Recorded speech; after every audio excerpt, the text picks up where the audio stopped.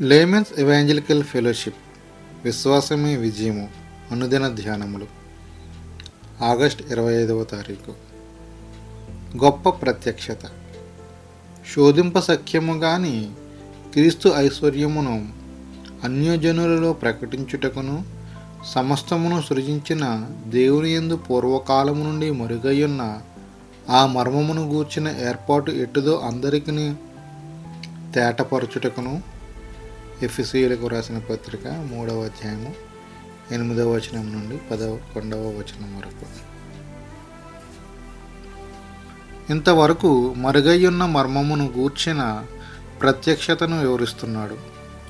పౌలుకు, పేతురుకు కూడా అన్యజనులు తోటి వారసులుగా చేయబడుతున్నట్లు ప్రత్యక్షత కలిగినది.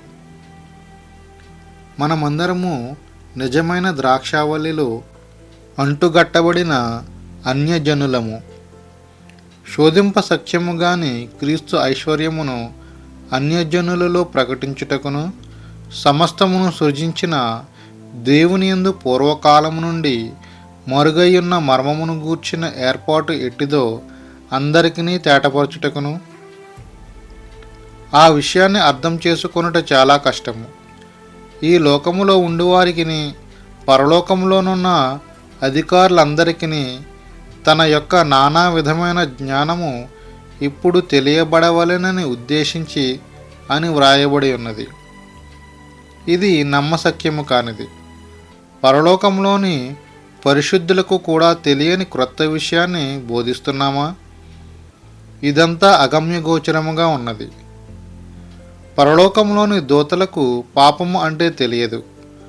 మనము దేవుని అత్యున్నత శక్తిలో పాలిభాగస్థులముగా ఆయన రక్తము వలన విమోచింపబడిన పాపులము. దేవుని ప్రజలకు ప్రత్యక్షపరచబడిన గొప్ప విషయాలను బట్టి పరలోకములోనే గగుర్పాటు పుట్టుచున్నది. పరలోకానికి ఆశ్చర్యాన్ని కలిగించే కార్యాలను మన ద్వారా, మన వలన దేవుడు చేయబోతున్నాడా? అదే నీ కొరకు దేవుని సంకల్పము. అయితే మనము క్రింది మెట్టులోనే తృప్తి పడేవారము. ఈ లోక విషయాలతో ఒక ఆత్మీయ వ్యక్తి ఎలా తృప్తిపరచబడగలడు? అది సాధ్యము కాదు. అతడు నిత్యత్వపు విషయాలపైననే దృష్టి ఉంచుతాడు. పరలోకంలో ఏవైనా క్రొత్త ఆశ్చర్య కార్యాలున్నాయా తెలుసుకోవాలని ఆశపడుతుంటాడు. మనలో పరలోక జ్ఞానాన్ని శోధించి తెలుసుకోగల ఆత్మీయ శక్తి, పరిపక్వత లేదు. దూతలు ఆశ్చర్యపడే విమోచనా శక్తిని మనము కలిగి ఉన్నామా? అన్యజనులు, విగ్రహారాధికులు, నరహంతకులు, దుష్టులు క్రీస్తు శరీరంలో పాలిభాగస్తులుగా చేయబడగలరన్న మర్మము అతనికి ప్రత్యక్షపరచబడినది. జాషువా డానియల్ గారు.